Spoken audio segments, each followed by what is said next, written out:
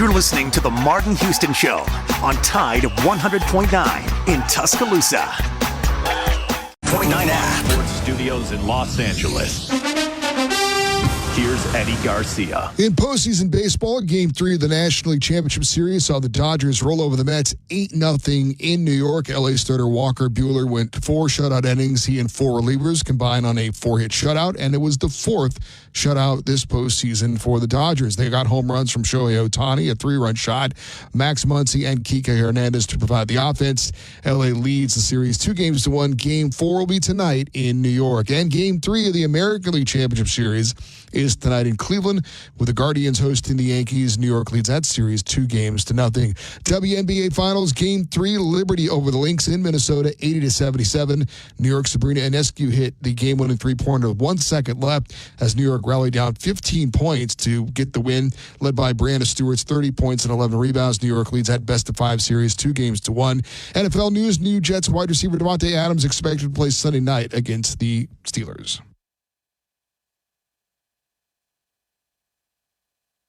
Alabama 1st and 10 on the 12. Again, Houston. He's got a hole. He's over. Alabama touchdown. I'm just wondering if your listeners know how good a football player you were. I can still see you playing that fullback, knocking those players out of the way. And I believe I could have run behind you. Martin, I can remember when we came to summer and you were playing fullback up there, and I saw you in the weight room and watched you work out in the weight room. If you could pick up, you were strong enough to pick up the whole weight room. I wanted to pick it, and our running back coach didn't take the pass. biggest mistake we ever made. The Martin Houston Show with national championship winning fullback Martin Houston, giving you 1 hour of intense, hard-hitting analysis from an insider's perspective. It's time for the Martin Houston Show on your home for Alabama sports, Tide 100.9, and streaming on the Tide 100.9 app.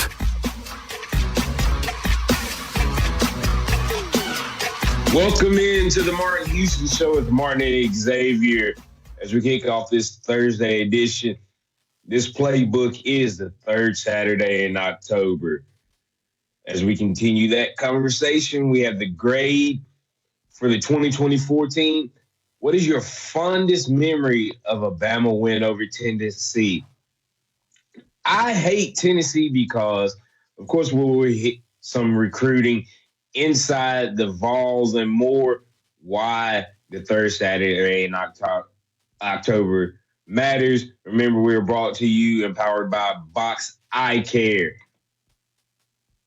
What a week. It is that time of the year. It's usually right around the middle part of the season. You kind of have an opportunity to kind of look at, okay, we got half of it behind us. We have the rest in front of us. What's the rest of the year going to be like? And even though we've had some high highs and some low lows, Alabama sits at 5-1, and it's amazing how we as fans can shift and change expectations, or you sometimes what's those saying, Chase, Xavier? You can't see the forest for the trees. The forest is 5-1. The trees is we lost to Vanderbilt and struggle with South Carolina. But the reality of it is, halfway through the season, we're 5-1 with a win over Georgia, who was the favorite coming into the season, who was, struggled with Kentucky and dropped from number 1 to number 2. They get a chance this weekend to rectify that assumption that Georgia has lost its luster.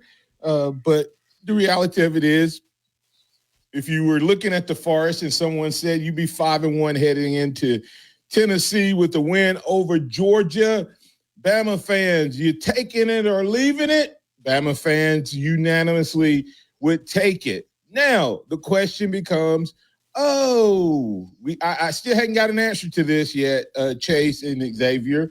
The question becomes, what record does DeBoer have to have air quotes here, with Saban's talent to equal what Saban did in his first year. The only thing we say about DeBoer in this season, X, is that DeBoer has more talent than Saban. What everybody else is forgetting, than Saban had his first year. What everybody else is forgetting is so does the rest of the entire country. The SEC, this SEC, go back and look at the teams that Saban lost to. Were those teams the same caliber up and down the schedule that DeBoer is facing and will face the remainder of the season? So I want somebody to call me up and tell me, what record does DeBoer have to equate? Does he have to match what Saban did? Does he have to match what Saban did? Or does 10-2 equal 7-6? Or I'm sorry, 11-2 equals 7-6? Does 10-2 missing the playoffs and 11-2? Does 11-1 or what about 10-3? Does 10-3 equal Saban's season? Wasn't Saban's worst record 10-3 after his first year? Yep. But wasn't that by many considered his most talented team? Yes, it was. Oh, so Saban's okay for Saban to lose 3 games with his most talented team, but it's not okay for a first-year coach to struggle because the South Carolina team that beat that national championship defending team was not as good as the Vanderbilt team that just beat Alabama 2 weeks ago. I'm just saying, y'all. I'm just saying, it's football, X, and we're talking Tennessee week, and so you have to bring up the 2-3 Tide that went up to Neyland as our friend, Neyland Stadium, the Garbage Truck Convention Center. 2-3. High school team. Everybody calling for his job. People literally thought if we lost that game, we'd have been 2-4. By the way, that was coming off of an SEC championship team. I'm going to hold that thought right there, X. I'm going to stop right there. Remember that because I want to dig into it. Remember that this is the day that the Lord has made, so let's rejoice and be glad in it.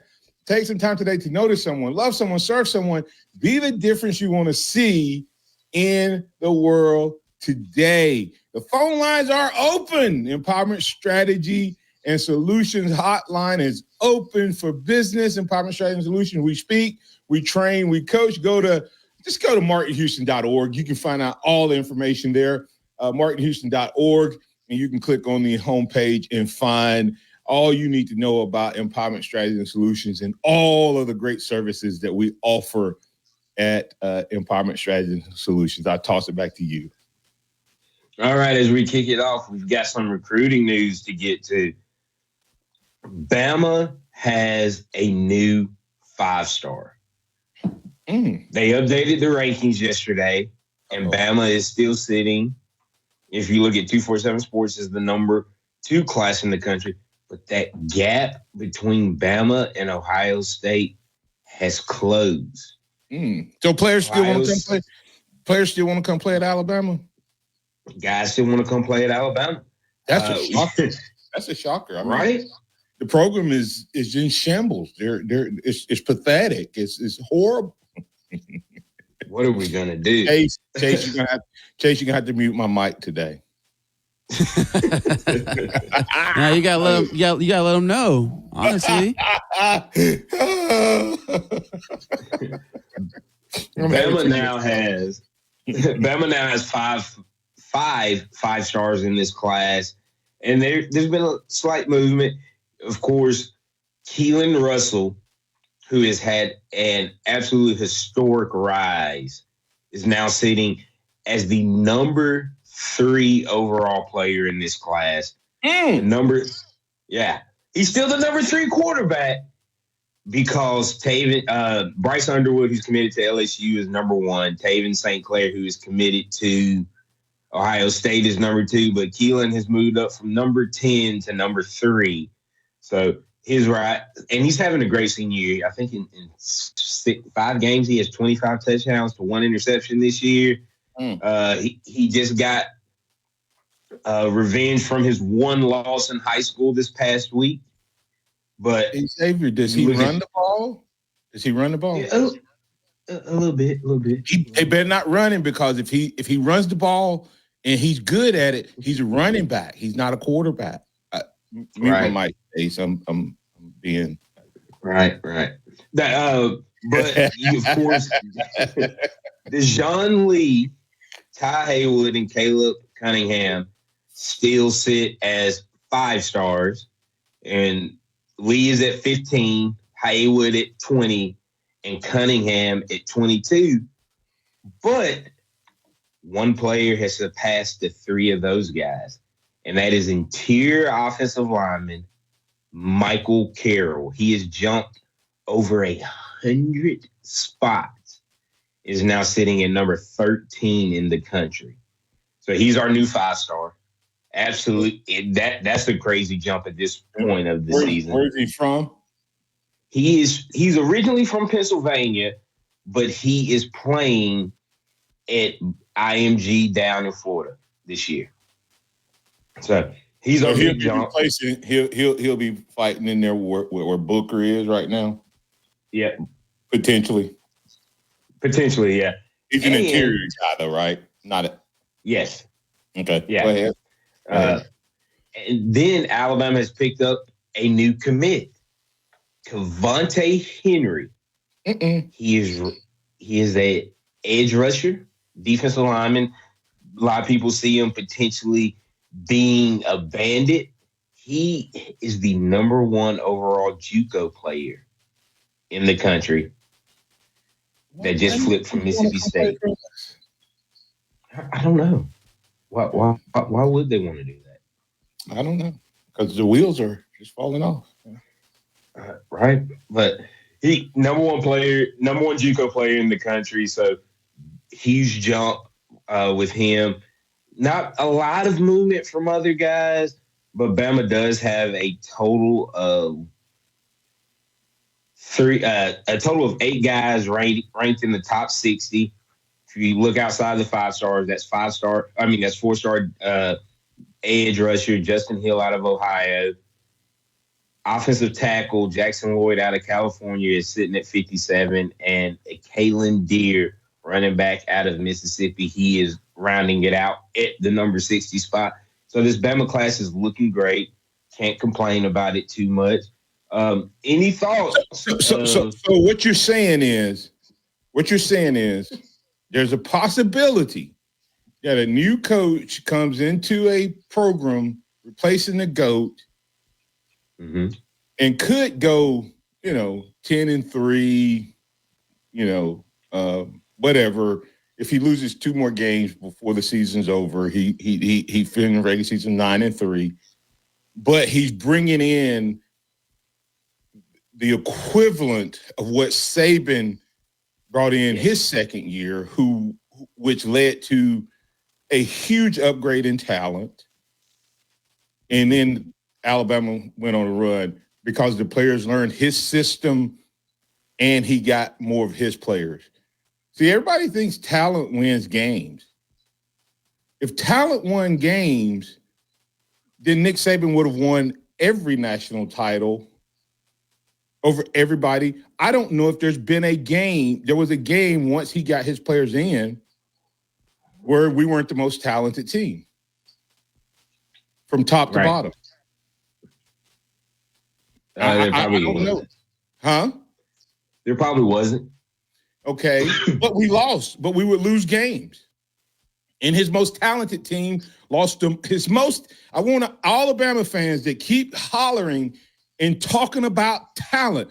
Let me tell you the last time a 4-star or a 5-star won a game on paper. Never. What was the condition? What was the condition and the development of those 4 and 5 stars that Nick Saban left behind? Because if it's the case, if talent alone wins, I don't ever, Chase, you might want to mute my mic as I say this. I don't ever want another Alabama fan to call a radio station and say we would have beat Georgia because of talent. Yep. Because it doesn't matter if you have talent if J-Mo goes down and Mechie goes down. Because Nick Saban had 13 and 14 games to get his 5 stars that was on his roster ready. Yep. Counting the offseason and spring practice and summer. But everybody expects the new coach with a brand new system to have gotten all of this talent ready to play at a consistent. You know what young talent does for you? And inexperienced talent does for you? It gives you really high highs and really low lows. And will we see a high on Saturday or a low on Saturday? We'll let you tell us. We'll keep talking about it right here on the Martin Houston Show with Martin and Xavier. And for all you saying, well, Martin, man, you're going off on. Hey, listen, this coaching staff needs to get better. But we as fans need to get better too. We'll be back on the other side. Tide 100.9 traffic. Tuscaloosa traffic now from the Townsend Nissan Traffic Center. Well, a very happy Thursday to you. We're hitting those brake lights in a couple of spots right now. McFarland Boulevard on the westbound lanes, just past 37th Street. I do see where traffic is a little stop-start, but no worries. That's just intersections logos. Also, Fridays at the Free every Friday during football season with Tide 100.9 and Innisfree Irish Pub, located at 1925 University Boulevard, downtown. Got timberland in West Alabama or East Mississippi? North River Timber Company has you covered. Since 2011, Courtney White, a registered forester, along with his expert team, have been managing timberland and harvesting timber across 4 West Alabama counties. They offer comprehensive timber management plans, reforestation services, and appraisals. Courtney White says timber is like money in the bank. Don't let your... It's the Tide Tailgate Show on 95.3 The Bear and Tide 100.9 WTBC 1230. Roll Tide. Dixie Battery Supply takes care of all of your battery needs. Find the commercial batteries you're after and never feel powerless again. Come check out our Northport and Tuscaloosa locations or call us at 205-758-9190. And once again, power up all your devices by using Dixie Battery Supply, DixieBatterySupply.com. They offer reconditioned batteries starting at $39.99, and you'll find all the batteries you need. And don't forget to ask us about our golf carts. That's DixieBatterySupply.com. Keep it locked into Tide 100.9 for more of the Martin Houston Show with Martin Houston and X's and O's Sports, Xavier Houston.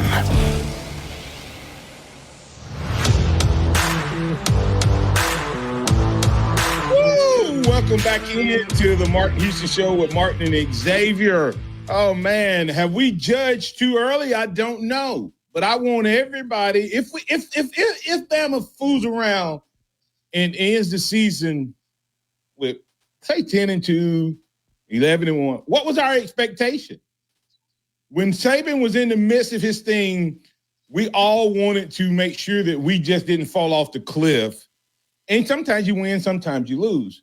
JR75 said, we need to remind people what happened with Saban's very stacked team, elusive quarterback, great quarterback, potentially the best to ever play the position by some, one of the better defenses, and we got humiliated by Clemson. Speaking of Clemson, X, it looks like Dabo might be on his way to getting a little revenge. Or vindication, I should say, if he can keep it up.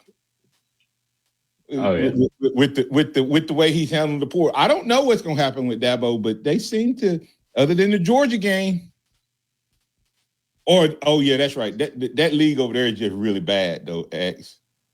And so, or is Georgia really good? And if Georgia's really good and Alabama had them 28-0, that means that what lies within this Alabama team, the potential. See, X, I would rather have a high that showed that type of dominance than to have just a bad loss. Yeah. Because you can have a bad loss or you can have a good loss and still not know the potential of your team. But you know the potential. You saw what this team is capable of if they get it all together. So let's say that this team X progresses and grows the same way last year's team did. What was the highest high you saw from last year's team? LSU? LSU. So let's just say this team just continues to grow. And then we saw them revert back in the championship game to what they were in week 2 against Texas. Same mistake, same stuff. Let's go. It's on you, man. I'm muting my own mic for about 5 seconds. About 5 seconds. All right. Hey, we got Pat joining us on the Empowerment Strategy Solution Hotline to talk some recruiting. How you doing this morning, Pat? Hey, good morning. Hey, you did mention Henry this morning. That he's he ain't rated up there as highly as some might think, but he is the number one JUCO. And as far as an edge rusher type of a player, and that do you agree that he may be the one that we need to be able to put pressure on the quarterback? Because he's pretty quick. We don't have a problem putting pressure on the quarterback. What our thing is, we have a system where we just don't blitz a lot. I mean, if you look at what Q Robinson's doing, if you look at LT Overton, I think is ranked is tied for 3rd or 4th in the country in quarterback pressures. We don't have a problem. And when we blitz, Jahad Campbell is constantly in the quarterback's face. We just don't do it a lot. When we blitz, Pat, against latest stat, Pat, according to Kennington Smith III, 48 and some change percent of the time, every other pass play, we pressured the quarterback to getting the ball out early. We just didn't do it enough. And that's where he's going to have to buck his own trend. Talking about Womack. Yeah. Hey, can we take a little trip back in time to 92 in September when y'all played La Tech? How bad did they talk about Coach Stallings when y'all only beat La Tech 13-0? And the best. Pat, watch this. Yeah, I was there. You want me to tell you the best defense I played against in my entire career, including Miami, including Auburn, including Georgia, including Tennessee, Penn State. The best linebacker group, the best defensive front I played against? La Tech. Was La Tech. I saw him. Hey, watch this. Watch this. Go. I wonder if you asked John Copeland and Eric Curry, who's the best offensive lineman they played against. Willie Roaf went on to have a Hall of Fame career at New Orleans, and that's the part that people and you know what? And I'll make this really quick. The reason they were so good, Pat, they took what was called back then Prop 48 players, and these were guys who were talented enough to be playing at Alabama and all these places, but they all went to La Tech because they could get in. Not all of them. Really, Roaf was a really smart guy. I don't think he was necessarily a prop, but my point is that's what you have in these other schools now, transfers who have played football for a long time at a lot of other schools, and now they're going to places, and we still see them the same way. Like, it was hard for fans to understand La Tech giving us – because, Pat, remember, it was 6-0. And David Palmer, in his first game back after suspension, got a punt return. That's what made it 13. Yeah. It was 6-0. It was a defensive – the thing was, you had Brother Oliver as your defensive coordinator. That was the difference. But – the biggest thing, they did not have Bradshaw, and they did not have the Swamp People Daddy at quarterback. Had they have had one of those two, y'all might have been in trouble. Well, we might have been in trouble, but but we had a pretty good defense, Pat. I don't think that they necessarily got close to scoring. They just had an unbelievable defense. They had, I think it was 8 guys on that defense got drafted in the NFL. And I can tell you, as a fullback who was physical, that is the only game that when it was over, most of the time, if I had to block against a guy, it was 1 or 2 guys, and I could wear him down. Baby, I was having to go just as – I mean, I went hard every play, but at the end of that game, Pat, they were still coming. There was no let up. All three of them was tapping me every single play. And I had to get some ice baths and all of that after that game. So don't look at the logo on the helmet. And in today's game, in today's culture, you can't do that at all. Thanks, Pat. Appreciate it. Nice, sir. Have a blessed one, Martin. Have a blessed one, Pat. Ellis, you're in on the Empowerment Strategy Solutions hotline with Martin and Xavier. What's on your mind? On my mind is the awful comments I seen on the coach's show last night on Facebook when I was watching it. I mean, Ellis, I have not got to see it or hear it. It happens on Wednesday night, which is church night for me. So yes, sir. I hate that he moved it to Wednesday night, but it kind of nullifies my ability to be as in tune with what all said. What happened? It's just comments. People saying terrible coach, he needs to be gone. You know, this comments like that. It's just awful that us Bama fans are like that. My prediction, you're talking about prediction, my prediction was 10-2 at the start of the season. That's what I thought we might do, and the 2 losses were going to be Georgia and Tennessee. So if we beat both of them, then we might get out of here 11-1, right? If we win Saturday, we might just finish 11-1, according to you, right?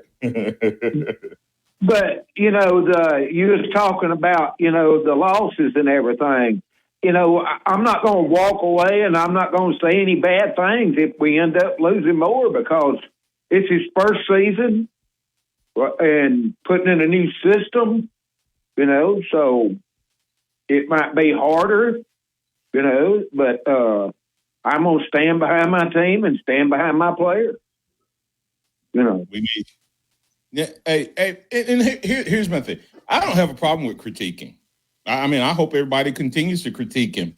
It's just I hope people filter it through the right lenses and not just through the lens of, well, Saban left this program in such great shape, Ellis. And X, I'll let you respond to this. Why did Saban retire? Once again, I want people to sit back and answer the question, why did Saban retire? He told us for 17 years he would do it until he couldn't do it at the same level and feel like he could be effective. That's what he told us. And so why did he retire? Did Saban retire because he just, oh, hey, I don't want to coach anymore. I'm full. No, that's not why he retired. Why did he retire? He couldn't coach at the level he used to, because it's changed so much. Yeah, he retired and he made it clear. If you listen to how he talked the last few years with NIL and the transfer portal, you knew it was coming. And that's what it was. The players asking for money on top of money on top of money just got to the point of, and then the threat to leave. I heard it put really good by a guy who used to actually work for Coach Saban, McKiskey. He was a recruiting coordinator. He said, he said, coaches have lost the ability to even punish players. Because now if a coach goes, hey, you screwed up, you've been doing this, you ain't been doing this right, it's time to sit on the bench. That guy can now go, oh, well, I'm out, without any penalty. So coaches have to be softer if they want to keep guys. And that's not Coach Saban's style. And he lost one game last year, and if he felt like he could go through this season and with this team and only lose one game, if he felt that way and keep his sanity and do it, Saban would still be walking the sidelines. There's a reason he left. Yeah. And guess what? Whatever Saban was looking at, this is what people need to understand. Whatever team Saban was looking at when he made the decision to retire, DeBoer inherited a worse roster than Saban walked away from. Yep. Let that sink in, Bama fans. DeBoer inherited a worse roster than Saban walked away from, according to his words, that he could not do it at the level he had been doing it at prior. He left DeBoer with a worse situation, with a worse roster. Didn't say it's bad roster, but that roster wasn't good enough to get past Michigan last year and get to the championship last year. And Saban felt like it may be worse this year. And whatever he looked at and saw, it was worse when DeBoer walked on the campus. So let that sink in. Ellis, you got a score for us real quick? I got 38-28. And Alabama's total yards? 365. 365. Thanks, Ellis. Ellis is up there in Tennessee repping the Crimson Tide. You can rep the Crimson Tide. Call us at 205-342-9904. That's the Empowerment Strategy and Solutions Hotline. Or bring your thoughts and comments in over on the live stream. We'll be back on the other side to keep the conversation rolling. Tide 100.9 traffic. Tuscaloosa traffic now from the Townsend Nissan Traffic Center. Well, a very happy Thursday to you. We're hitting those brake lights in a couple of spots right now. McFarland Boulevard on the westbound lanes, just past 37th Street. I do see where traffic is a little stop-start, but no worries. That's just intersection slow goes. Also, 800-8000 or visit mezwins.com. I've got this. No representations made that the quality of legal services to be performed is greater than the quality of legal services performed by other lawyers. Taco Casa, quality, taste, and value under the biggest cactus in town. They've been doing it the right way each and every day for 50 years and counting. If you're looking for a great option for lunch and or dinner, then you need to check out Taco Casa. Taco Casa, and while you're there, don't forget to get a big glass of that sweet tea. Tuscaloosa Tractor has great deals and financing programs on Kubota equipment to fit your budget. Tuscaloosa Tractor, Skyland Boulevard East. Don't you buy no ugly tractor. Hey, I'm Martin Houston, and I want to tell you about exciting news happening at Box Eye Care. They've moved to their new location, bringing you a brand new lab, stylish new frames, and a fresh look just for you. Enjoy their expanded frame inventory, competitive prices, and faster service, all with the same great level of service you've come to know and trust. Discover this full-service eye care at Box Eye Care's new location. With their in-house lab, they offer unbeatable value and one of the largest frame collections in town. Schedule your eye exam today and walk out with new glasses in less than an hour in most cases.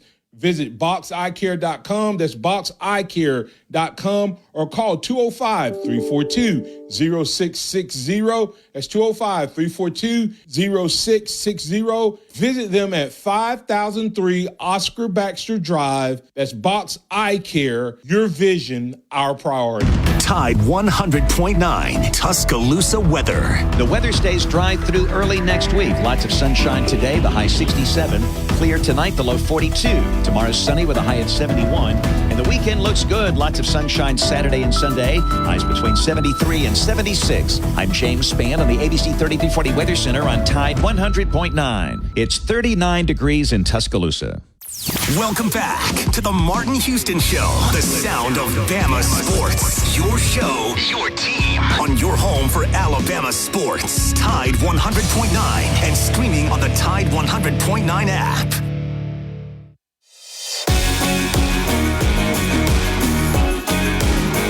It is blocked.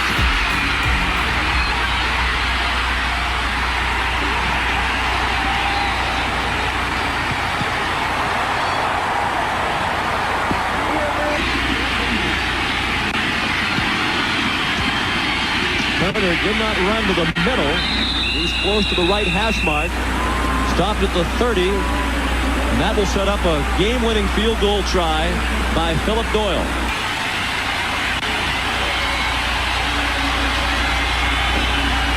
They're going to let him kick it. A 47-yarder to win it for Alabama. It is good. Got a flag on the field right here, roughing the kicker. So this game's over anyway. All right. For those of you who are not watching on the video, that was the replay of the 9-6 win by Alabama versus Tennessee, third Saturday in October. X, what's crazy about that is this. We went into that game 2-3, X. 2-3. Won that game to move to 3-3. Now, everybody was calling for that coach to be fired. That was Gene Stallings, right? We lost 3 games in a row, X, and and we were the SEC defending champions, and the majority of the players were coming back for that 90 season. And we lost 3 games in a row. But you know how many games we lost over the next 2.5 years? Because they did not react stupidly and fire him. Because we went on to lose 2 more games that year. So he was 7-5 that year. Well, I mean, we all know in the summer of 91, y'all's good luck charm was born. And, y'all went on a pretty crazy run after that. So I just so let that sink in. He lost his first 3 games, X, won that game against Tennessee, and the tide turned. The tide literally turned, but we still lost 2 more games that year. But the other part of that. Hold on. We lost homecoming. So the Bluebirds came out again. Oh, my God, we lost homecoming to Penn State. Then we got embarrassed and humiliated by Louisville. Everybody forgets Louisville was Vanderbilt back then. Louisville wasn't the Louisville that was the Lamar Jackson. Louisville was everybody was ready to fire him after that. Then we beat Vanderbilt. Then we got embarrassed 35-0 against Florida. We lost his first 3 games. In the next 2.5 years, after those 3 losses, X, he only lost 3 games. After his first year, he only lost 1 game or 2 games, really, if you take the next 3 years. Up until he played Florida in the championship game. He lost to Florida the next year, undefeated, a tie game against, I think, LSU or Tennessee, whoever it was. And so it was just 28 games in a row after losing 6 of his first. After an 0-3 start. 0-3 start and 6 of the games and 6 losses. He had 6 losses in his first, 13 games? Yeah. So, first 14 games. And then he didn't have but 1 loss his next 30 games. So, hold on, Bama fans. It's going to be all right. It's going to be all right. And even for y'all as players, you talk about the 0-3 start. Y'all had lost, the guys that came back had lost 5 games in a row. Thanks for reminding me. I was moving past that. Sorry. Yeah. But it just showed. But we were SEC champions. Yeah. That's what everybody's saying. Hey, we're SEC champions this year. That's the reason I point that out, X. I wasn't trying to point out the fact that we lost 3 in a row. I mean, the last 2 of the season. Yeah. Well, it kind of plays. I mean, it does play into it. I get it. It does. Yeah. Yeah. But no, what you said you wanted to talk about that game, like, and what it meant. But actually, before we do that, let's get to a couple comments. CJ Watson said, if you look at Georgia, Tennessee, Mizzou, LSU, Oklahoma, Saban would have a hard time going 5-0 on this stretch. I don't think he would if he was still here. What if Kalen DeBoer does? Would he still be considered too loose with the players and undisciplined? Currently 1-0, and that's against the best team on the schedule. And then Timothy Robinson says, I also think you need to add that Saban couldn't hire quality assistants anymore. His decision happened immediately after review of assistant candidates if he had a few of them who could come alongside him. I believe personally, in light of all things, Saban would have stayed another year or two. Agree on both of those statements. And that's the question. We're making a final. Be careful. This is what I tell people. Be careful not to make a permanent decision, in a temporary moment. Be careful. Right. Be careful.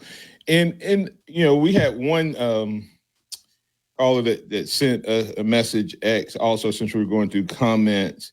We had SLC Bama Girl from Salt Lake. She said, preach, Brother Houston, for program development and recruiting, the biggest obstacle DeBoer, staff, and players have to overcome, even greater maybe than more talented opponent roster, is Alabama fans. That's from SLC Bama Girl out in Salt Lake. So thanks for those comments. But anyway, I'm back to you, Ed. Yeah, but you were saying you really wanted to talk about that 90 that 90 game, and what was the well going into it, everybody if we were in the social media world of today, it would be even probably worse than what DeBoer's getting. I mean, it was bad. Remember, we lost to Southern Miss in 90. So losing to Southern Miss and all that, Southern Miss had not beaten Bama. It was the same type of thing. You know what I mean? And so we forget revisionist history, but the reality of it is we lost all of those games. And we saw where we could have won them. And I can see where, even though we played really bad against Vanderbilt, we still could have won that game if one or two plays go the opposite direction. And I will go back to Bam Bam's statement, X, is, would you rather have lost to Georgia and beat Vanderbilt and South Carolina? If you would, you wouldn't know what the full potential of your team is. And you don't want to lose to Vanderbilt. You don't want to lose any. Nobody hurts more than those players. But the reality of it is, that within this team, this talented team that everybody talks about, and I agree it's talented, but it's young. And it's young with the new system. Saban did a poor job of getting guys ready. And the guys that he had ready for this season, X, are gone. So when I look at that 90 season, I think about how it changed the mindset of what the potential of our team was. We had struggled, and up until that point, I mean, we were 0-3 X at one point, and we were questioning and wondering. And that win brought us confidence. It brought us not swagger, but just a quiet confidence to know, okay, we got this one done. We got it done. And from that point on, we just built on it. And I think about this team and the fact that they need a confidence boost. And I think this third Saturday in October could have that type of impact on a Kalen DeBoer career, if that makes sense. If they come out and dominate another Tennessee, then these young guys will figure out, okay, we have to take the same approach we did against Georgia, the same approach we did against Tennessee, if we're going to compete at the highest level. I think they just thought they could roll out their helmets because they beat the best team in the country, the quote-unquote new standard, and I think they got surprised by Vanderbilt. And they just had no answer, and preparation wasn't good. I think preparation will be better going against Tennessee for two reasons, because it's familiarity and they've learned a lesson. Yeah, and I think the on-the-road environment of understanding now, not saying that Vandy is on a level with Neyland Stadium, but just, hey, we've been on the road. We've seen how hard it can be. That'll help. Excuse me. All right, go ahead. In the future. No, I was going to say we get to break. Hey, let's put some finishing touches on this edition of the show. We can continue that line of conversation, or you may want to go in a different direction. Thanks to all of you who are jumping out there. Tomorrow, I want to remind you that we'll have the Free for All Friday edition of the show powered by the Pharmacy at Midtown, the Pharmacy at Midtown, pharmacymidtown.com. Go inside the Alabama Crimson Tide with the Gary Harris Show. Hey, it's Gary Harris. Thursday morning at 9 a.m. on the Gary Harris Show. I'll be coming to you live from R&R Cigars, the Cigar Mansion, downtown in Tuscaloosa. Getting ready for Alabama and Tennessee. The coach, Ella Johnson, will join us. D. Orlando Ledbetter with the Falcons Report. And also Chad Sears, Mark Sears' father, will be with us. Talk about a basketball camp coming up this weekend. Plus your phone calls and more. That's the Gary Harris Show, Thursday morning at 9 a.m.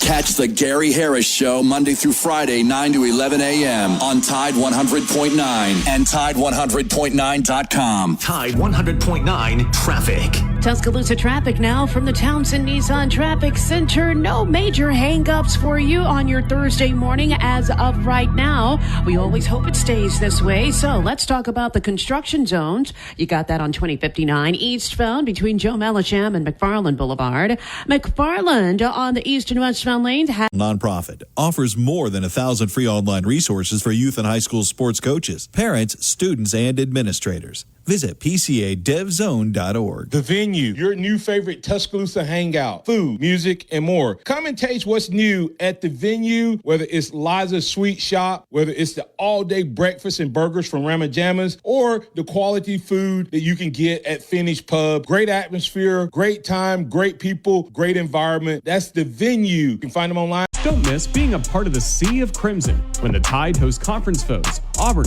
LSU, and South Carolina. The new season tips off on November 4th. I'm so excited to have recently launched the Empowerment Strategies and Solutions organization. We speak, we train, we coach. As a John Maxwell certified coach and team member, I would love the opportunity to work with you and your organization to build corporate culture, build a championship team, or coach you one-on-one as a C-suite or emerging leader. As a DISC certified consultant, I can help you be the best version of yourself. To work with me, go to martinhouston.org/book me. That's martinhouston.org/book me. That's Empowerment Strategies and Solutions. We speak, we train, we coach. Don't forget to mark your calendar for December 3rd for the Live to Lead conference featuring John Maxwell, John Gordon, Malcolm Gladwell, and more. Join us at the Bryant Conference Center. It's a half-day simulcast event presented by Empowerment Strategies and Solutions. Purchase individual tickets for $70 and a table of 8 for $400. Visit martinhouston.org and click the Live to Lead tab and follow the instructions. Once again, to register, visit martinhouston.org, Live to Lead tab, and click register. It's time for the Martin Houston Show. With the same hard-hitting, no-nonsense approach in which he played the game, Martin will take you inside the locker room, down on the field, and across the goal line with his in-depth analysis. Welcome back into the Martin Houston Show with Martin and Xavier. It's now time for the Harvest Church 2-minute warning. Harvest Church 2-minute warning. Curtis Moore saying he's going to be up there in the nosebleed section at Neyland Stadium. There's nothing sweeter than being up there. And they had the Alabama fans way up in the corner. And a few minutes in, all you could hear was, instead of Rocky Top, all you get was Roll Tide, baby. So hopefully we'll have a little bit or a whole lot of that actually on Saturday. I'll toss it back to you. Yeah, I just wanted to continue this conversation where we have about kind of how Bama fans have a little bit of revisionist history when it comes to the expectations of this coaching staff. We've talked about how Nick Saban only had one undefeated season when it wasn't COVID or anything here, and you look at some of these losses and people forget. I remember Alabama losing to Ole Miss one year, and this, I think it was 2015, was the national championship season, or it might have been 2016, one of the two. But we lose to Ole Miss. It was 2015. We lose to Ole Miss, and then we go to Arkansas, and we beat Arkansas 14-13. Had to get an interception from Landon Collins towards the end of the game to put that game away, just like we saw this past week. Guys, this has happened time and time again in the Saban era. We lose a game, we play a hard one the next week. And what was the situation with Ole Miss that year? They added some unexpected top-level talent. Nkemdiche. Right. What was it? Laramie Tunsil. You know, Treadwell. They added 3 key components, you know, that changed that whole culture, and that's what Vanderbilt's done. And like I said, I want everybody to listen to me. I agree with the fact that to me, it's situational coaching. We've made some mistakes in, or going against your trend, bucking your own trend, that this coaching staff has to change, because the teams have figured out what we're going to do on third down. And when we blitz, we are dangerous. We just have to decide whether or not we're going to buck our own system and our own things. Am I 100% pleased with the last 2 games? Absolutely not. So I don't want people to hear me saying that, but I'm also not ready to burn down their houses and run them out of town because I go back and look, man, we're 5-1 and we're top 10, and we're everything that we want to play for is still available. Now, it's possible that there could end up being some crazy, if Texas wins this weekend, we win this weekend, Texas A&M continues to win, and Texas A&M ends up, beating Texas, then those two are going to play, or vice versa. You know, right now they're both undefeated in the SEC. One has 3 wins, the other one doesn't have but 1. But my point is, you can end up with those 2 teams playing in a championship game, and guess what? In a prior year, Alabama would have played Texas A&M and would have had a chance to redeem themselves, but they don't this year. So this team could end up 11-1 and be outside looking in, which would have been the same case with Saban potentially several other years. So I'm not ready to give up. I just want to see this defense get better, and he has to do it. And and to Curtis Moore's point, X, and I'll toss back to you, is he did make a change, and the 4-3 was good at times. We started 3 linebackers, but I think we need, if we're going to have a run team, we need more defensive linemen. That's what I'm more worried about. I'm not as worried about the 4-2-5 or the 4-3, 4, whatever they end up running against passing teams. It's the run game that concerns me in third down, and that's where they have to get better. X. Yeah, and I think the coaching staff will. If this coaching staff does what it needs to, I think it absolutely can keep this team rolling, and we'll get back on track. Be consistent. I tell you this, I will take DeBoer and this coaching staff over Saban and last year's coaching staff, and Saban and who he thought he could get this year. Yes. That's why he's 100%. not coaching. That's why he's not coaching, y'all. Just FYI. Saban didn't just walk away because he was walking away so the guy coming after him would have a national championship team that he thought could win a natty.